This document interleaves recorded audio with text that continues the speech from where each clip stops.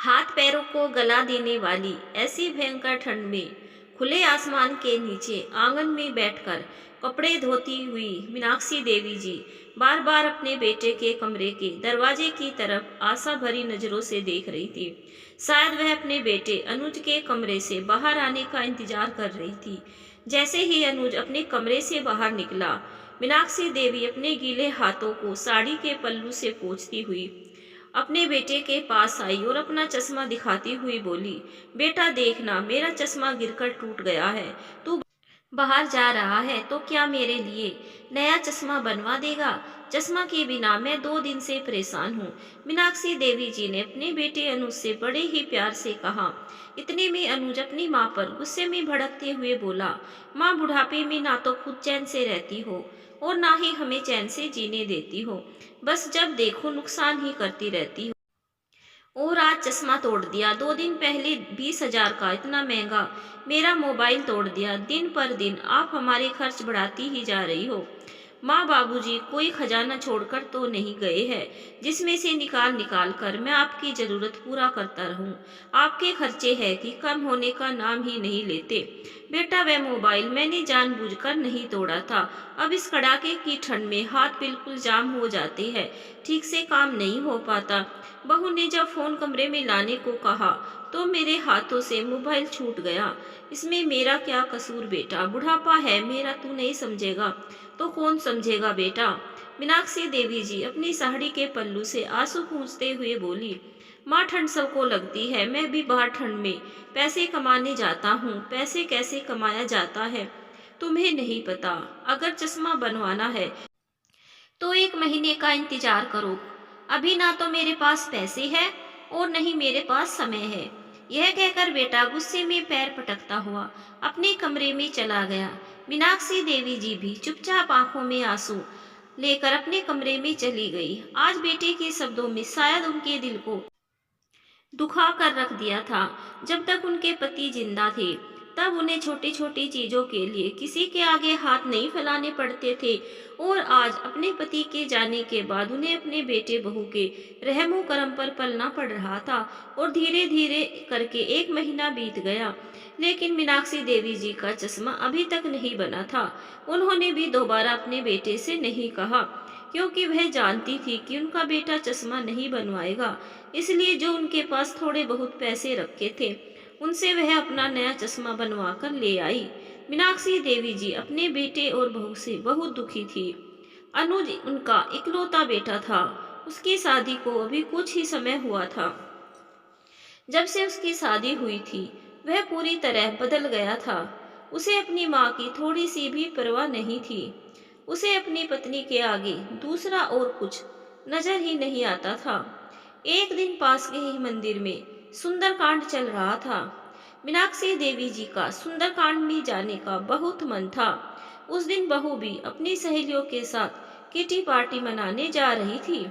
मीनाक्षी देवी जी ने सोचा कि वह बहू के आने से पहले ही घर आ जाएगी, और वह सोचकर पड़ोस की महिलाओं के साथ सुंदरकांड सुनने के लिए चली गई। अगर बहू से पूछती तो वह उनको कभी भी जाने नहीं देती, इसीलिए वह बहू को बिना बताए ही चली गई। लेकिन वहां से घर आने में उन्हें बहुत देर हो गई। उधर अनीता जब किटी पार्टी मनाकर घर लौटी तो देखा पूरा घर अस्त व्यस्त पड़ा हुआ था। रसोई में जाकर देखा तो सिंक में बर्तन फैले हुए थे। किचन भी पूरी तरह से बिखरी हुई पड़ी थी। बाहर आकर देखा तो आंगन में धुले हुए कपड़े भी सूखने बाकी थे।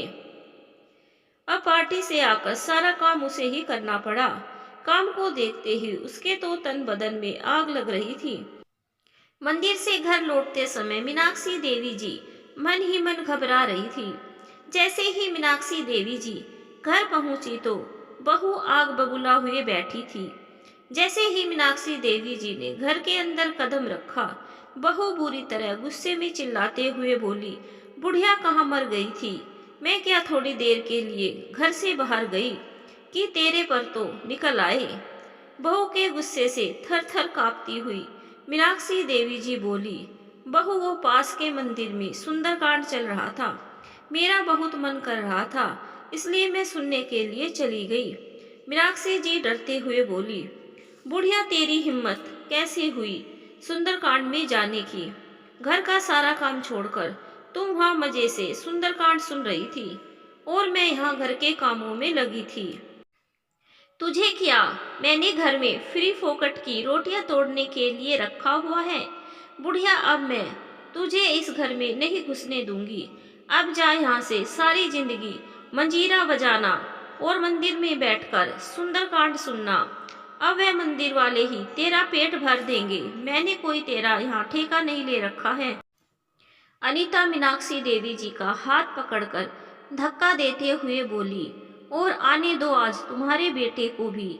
आज फैसला होकर रहेगा, या तो इस घर में तू रहेगी या फिर मैं। सास को घर के बाहर की तरफ धक्का देते हुए बहू ने घर के दरवाजे को बंद कर लिया। मीनाक्षी देवी जी रोते हुए बहू से दरवाजा खोलने को बोल रही थी, मुझे घर से बाहर मत निकालो, मैं कहाँ जाऊंगी? इस घर से मेरी बहुत सारी यादें जुड़ी है। यह घर मेरे पति ने बनवाया था। मीनाक्षी देवी जी दरवाजे के बाहर बैठी गिड़गिड़ाती रही। रात के 10 बज चुके थे। ठंड का प्रकोप बहू के गुस्से की तरह बढ़ता ही जा रहा था। एक पतली सी सौल ओढ़े हुए वह अपने आप को ठंड से बचाने की कोशिश कर रही थी। अब तो ठंड की वजह से उनके हाथ पैर भी अकड़ने लगे थे, लेकिन बहू थी कि दरवाजा खोलने का नाम ही नहीं ले रही थी। थोड़ी देर बाद मीनाक्षी देवी जी का बेटा घर लौटा तो मीनाक्षी देवी जी बेटे को देखते ही भागकर उसके गले से लिपट गई और दांतों को किटकिटाते हुए बोली, देखना बेटा, बहू ने मुझे घर से बाहर निकाल दिया है। बहू मुझे घर के अंदर आने नहीं दे रही। बेटा मीनाक्षी देवी जी को दूर हटाते हुए बोला, माँ गलती आपकी ही होगी। क्या आप घर में आराम से नहीं रह सकती हो? यह नहीं कि चुपचाप एक कोने में पड़ी रहो। 2 रोटी भी आपसे चैन से बैठकर नहीं खाई जाती। बेटा भी माँ की बिना बात सुने ही उन पर भड़कने लगा। पता नहीं अब तुमने कौन सा नया कांड किया होगा। अब तुम्हारी वजह से जाकर मुझे अपनी पत्नी को मनाना पड़ेगा। बेटे की बात सुनकर मीनाक्षी देवी जी भौचक्की रह गई। उन्हें अपने बेटे से ऐसी उम्मीद नहीं थी। उन्होंने सोचा कि बेटा मुझे ऐसी हालत में देखेगा तो दुखी हो जाएगा, लेकिन उसे तो माँ से ज्यादा पत्नी का ख्याल था। बेटा अपनी पत्नी को मनाने अंदर चला गया। अनुज को देखते ही अनीता गुस्से में बोली, देखो अनुज, मैं अब तुम्हारी माँ को और बर्दाश्त नहीं कर सकती। अब मैं उस बुढ़िया को घर में नहीं घुसने दूंगी। अब मुझे तुम्हारी माँ की बदतमीजियाँ और बर्दाश्त नहीं होगी। या तो तुम अपनी माँ को वृद्धाश्रम छोड़कर आओ। अगर तुम ऐसा नहीं कर सकते तो फिर मैं हमेशा हमेशा के लिए यह घर छोड़कर अपने मायके चली जाऊंगी। अनीता, तुम्हें पता है ना, मैं तुम्हारे बिना एक पल भी नहीं रह सकता। फिर क्यों तुम अपने मायके जाने की बात करती हो? अगर तुम चाहते हो कि मैं अपने मायके ना जाऊं, तो फिर जल्द से जल्द अपनी माँ का इंतजाम कहीं और कर दो, क्योंकि तुम्हारी माँ अब मुझे फूटी आंख नहीं सुहाती है। अरे मेरी जान, इतना गुस्सा क्यों करती हो? अरे तुम ही नहीं, मैं खुद भी परेशान हूँ इस बुढ़िया से और इसके खर्चों से। तुम बिल्कुल भी टेंशन मत लो, जैसा तुम कहोगी मैं बिल्कुल वैसा ही करूँगा। मैं जल्दी ही माँ को किसी वृद्ध आश्रम में छोड़ने का इंतजाम कर दूंगा। बस मुझे सोचने का थोड़ा समय दो। यह बुढ़िया ऐसे तो यहाँ से टरकने वाली नहीं है। मुझे कुछ ना कुछ तिकड़म लगाना पड़ेगा। प्लीज तुम गुस्सा मत करो। और देखो, मैं अपने और तुम्हारे लिए कश्मीर की टिकट लेकर आया हूँ। 2 दिन बाद हम लोग कश्मीर घूमने जाएंगे। वहां से आने के बाद मैं माँ को वृद्ध आश्रम छोड़ दूंगा। अनुज की बातों से अनीता का गुस्सा एकदम शांत हो चुका था, लेकिन कमरे के बाहर खड़ी मीनाक्षी देवी जी ने जब बेटे के मुंह से यह बात सुनी तो उनके पैरों तले जमीन खिसक गई। उन्होंने कभी सपने में भी नहीं सोचा था कि उनका बेटा उन्हें यह दिन भी दिखलाएगा। मीनाक्षी देवी जी आज अपने पति को याद करके आंसू बहा रही थी। सही कहते थे आप कि भविष्य का कुछ पता नहीं, आगे चलकर कब क्या हो जाए कुछ नहीं पता। औलाद बुढ़ापे में कब साथ छोड़ दे। आज मैं समझी आप हमेशा क्यों कहते थे जिंदगी में हमेशा मजबूत बन के रहना, कभी खुद को टूटने मत देना। और रोती रोती मीनाक्षी देवी जी अपने अतीत के पन्नों में खो गई। जिस दिन उसके पति ने अपने इस कच्चे घर को तुड़वाकर पक्का 2 मंजिला घर बनवाया था और इसके कागजात भी बनवाए थे। मीनाक्षी देवी जी के पति राघव जी ने उनसे कहा था, मीनाक्षी समय का कुछ नहीं पता, इसलिए इस घर की रजिस्ट्री मैं तुम्हारे नाम पर करवा रहा हूँ। मेरे मरने के बाद इस घर की मालकिन तुम हो और इसके साथ ही जो गांव की 20 बीघा जमीन है, मेरे बाद उस जमीन पर भी तुम्हारा ही अधिकार है। शायद राघव जी भविष्य में आने वाली मुसीबत को अच्छी तरह से जानते थे, इसीलिए सब कुछ मीनाक्षी देवी जी के नाम कर दिया था। तभी बाहर से बहू के चिल्लाने की आवाज सुनकर मीनाक्षी देवी जी अपने अतीत के पन्नों से बाहर आ गई और अपनी साड़ी के पल्लू से आंसू पहुँचते हुए उन्होंने सोच लिया था कि अब खुद ही अपने दम पर अपनी जिंदगी बितानी है। अब मुझे आगे क्या करना है यह मैंने सोच लिया है। 2 दिन बाद बेटा मीनाक्षी देवी जी से बोला, माँ हम लोग आज कश्मीर घूमने जा रहे हैं। अगले 10 दिनों के बाद हम घर वापस लौटेंगे। तुम अपना बैग तैयार रखना, क्योंकि वहां से आने के बाद मैं सीधा तुम्हें वृद्ध आश्रम छोड़कर आऊंगा। मीनाक्षी देवी जी मन ही मन बोली, बेटा तुम क्या मुझे वृद्ध आश्रम छोड़कर आओगे? 10 दिन बाद जब तुम लौटोगे तो मैं ही तुम्हें इतना सुंदर तोहफा दूंगी कि तुम्हारी आंखें फटी की फटी रह जाएगी। बेटा और बहू दोनों मजे से कश्मीर घूमने के लिए निकल गए। मीनाक्षी देवी जी को जो करना था वह तो उनके मन ही मन सोच लिया था। मेरे पति हमेशा चाहते थे कि मैं आत्मसम्मान के साथ अपनी जिंदगी बिताऊं, तभी तो मेरे लिए इतना सब कुछ छोड़कर गए थे। यह घर मेरे पति की निशानी है जिस पर अब मेरा अधिकार है। मैं इस घर को छोड़कर कहीं नहीं जाऊंगी। मीनाक्षी देवी जी ने अपने संदूक से पति के दिए हुए इस घर और जमीन के कागज निकाले तो उन्होंने गांव के सरपंच की मदद ली। जो कुछ भी बेटे और बहू मीनाक्षी देवी जी के साथ कर रहे थे और जो आगे करने वाले थे वह सब मीनाक्षी देवी जी ने गांव के सरपंच से कहा, बेटे बहू को मेरी जरूरत नहीं है, वह लोग मुझे वृद्धाश्रम भेजना चाहते हैं, लेकिन यह घर मेरे पति की निशानी है जिस पर मेरा अधिकार है और मैं यहाँ से कहीं नहीं जाऊंगी। मैंने कुछ सोचा है जिससे अब मैं करके दिखाऊंगी। अब बेटे बहू को मेरी जरूरत नहीं तो मुझे भी उनकी कोई जरूरत नहीं है। मीनाक्षी देवी ने सरपंच जी से कुछ सलाह मशवरा किया।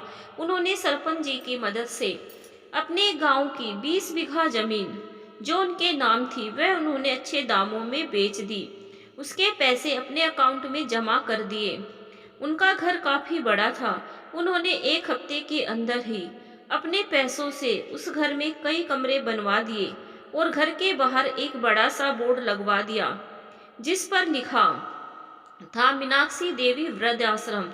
ऐसे बुजुर्ग आदमी और महिलाएं जो अपने बेटे बहू के सताए हुए थे, जब उन्हें मीनाक्षी देवी वृद्ध आश्रम के बारे में पता चला तो वह लोग भी वहां रहने आ गए।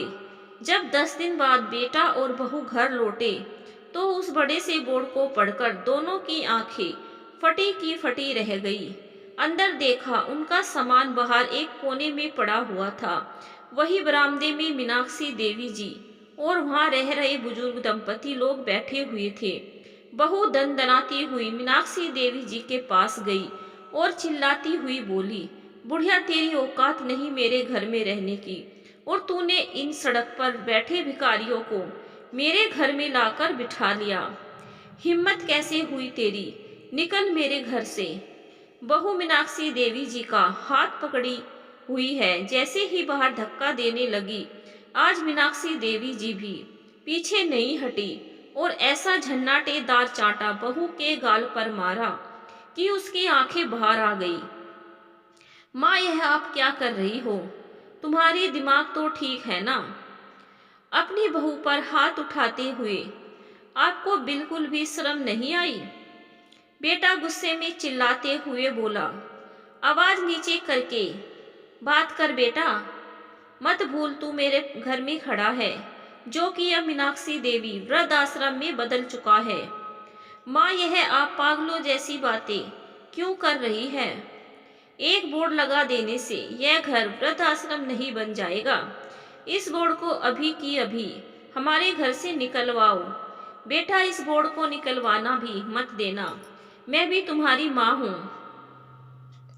मैं भी यह बाल धूप में सफेद नहीं किए हैं। तुम भूल से भी इस बोर्ड को निकलवा मत देना, क्योंकि अब कानूनी रजिस्टर में यह मीनाक्षी देवी के नाम से रजिस्टर्ड हो चुका है। अगर इसके साथ तुमने जरा सी भी छेड़खानी की तो पुलिस को बुलाने में मुझे जरा भी देर नहीं लगेगी। मीनाक्षी देवी जी बेटे की तरह बड़ी बड़ी आंखें करके गुस्से में घूरते हुए बोली। अपनी माँ का गुस्सा और जोश भरी बातें सुनकर अनुज थोड़ा नरम होकर अपनी माँ से बोला। माँ, तुमने यह सब क्या कर दिया? मेरे घर को वृद्ध आश्रम क्यों बनवा दिया? मैं तुम्हारा इकलौता बेटा हूँ। अपने बेटे के साथ ऐसा करते तुम्हें जरा सी भी दया नहीं आई? अपना घर होते हुए तुम्हारे बेटे बहू दर दर की ठोकरें खाएंगे, क्या तुम्हें अच्छा लगेगा? क्यों बेटा, आज मैंने तुम लोगों को घर से निकाल दिया तो तुम कह रहे हो कि हम कहाँ जाएंगे? और जब तू पत्नी के कहने पर मुझे वृद्ध आश्रम भेजना चाहता था, तब तूने अपनी इस बूढ़ी माँ के बारे में एक बार भी नहीं सोचा कि जिस माँ ने तुझे जन्म दिया, तुझे पाल पोस कर इतना बड़ा किया, तुझे इस लायक बनाया कि तू अपने पैरों पर खड़ा हो सके। तेरे लिए हम दोनों ने दिन रात एक की। तेरी इच्छाओं की खातिर हमने अपनी सभी इच्छाओं को मार दिया। आज उसी माँ को तू वृद्धाश्रम भेजना चाहता था। बेटा, बहुत सह लिया, लेकिन अब और नहीं। अब मैं तुम्हारे हाथों की कठपुतली नहीं बनूंगी। बहुत कुछ छोड़कर गए हैं मेरे पति मेरे लिए। मैं तुम्हारी रोटी की मोहताज नहीं हूँ। आज मैं इतनी समर्थ हूँ कि अपने साथ साथ अपने इन सभी भाई बंधुओं का पेट भर सकती हूँ। मैं आराम से सुकून से अपने घर में रहूंगी। मेरे घर में तुम जैसे लोगों के लिए कोई जगह नहीं है। निकल जाओ यहाँ से। बहू मीनाक्षी देवी जी के आगे हाथ जोड़ते हुए बोली। ऐसा मत कीजिए माँ, हमें घर से मत निकालो। हम आपके आगे हाथ जोड़ते हैं। वह बहू जो कल तक सास को पैर की जूती समझती थी, आज वही सास के आगे घुटने टेक कर अपनी नाक रगड़ रही थी। बेटा भी पूरा जोर लगा रहा था कि किसी तरह माँ राजी हो जाएगी, लेकिन मीनाक्षी देवी जी ने उन दोनों की एक न सुनी। फिर बहू मगरमच्छ की तरह आंसू बहाती हुई वहां बैठे सभी बूढ़े दंपतियों के आगे हाथ जोड़ते हुए बोली। प्लीज आप लोग मेरी माँ को समझाइए ना कि वह हमें अपने साथ यहीं पर रख ले। कहाँ जाएंगे हम दोनों? आप लोग तो समझ ही सकते हैं। कम से कम हमें दूसरा घर ढूंढने तक का तो टाइम दीजिए। अपना सारा सामान हम सड़क पर लेकर कहाँ भटकेंगे? तभी मीनाक्षी जी गुस्से में अपनी बहू का हाथ पकड़कर दरवाजे से बाहर निकालती हुई बोली। बहू, शायद तुम्हें याद नहीं, तो मैं तुम्हें याद दिला दूं। तुमने भी मुझे इसी तरह इस कड़कती ठंड में घर से बाहर निकाल दिया था और मेरी एक भी नहीं सुनी थी, तो आज तो मुझे ऐसी उम्मीद कैसे रख सकती हो? फिर मीनाक्षी जी ने अपनी बहू बेटे को घर से बाहर निकालकर दरवाजा बंद कर लिया, क्योंकि उन्हें जो करना था वह कर चुकी थी, जिसे कोई नहीं बदल सकता था।